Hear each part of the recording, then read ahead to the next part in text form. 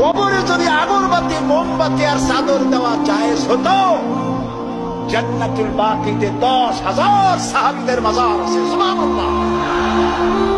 হযরতে ওসমান রাদিয়াল্লাহু তাআলা আনহু শুয়ে আছেন জান্নাতুল বাকিতে।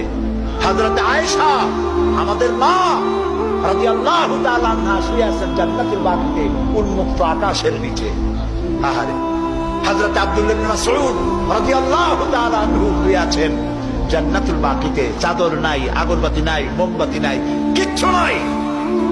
রাসূলুল্লাহ বলেছেন জান্নাতুল বাকিতে, বাকি থেকে কিয়ামতের দিন 70,000 আহলে বাকি চাঁদের মতো চেহারা নিয়ে বিনা হিসাবে আল্লাহর জান্নাতে চলে যাবে।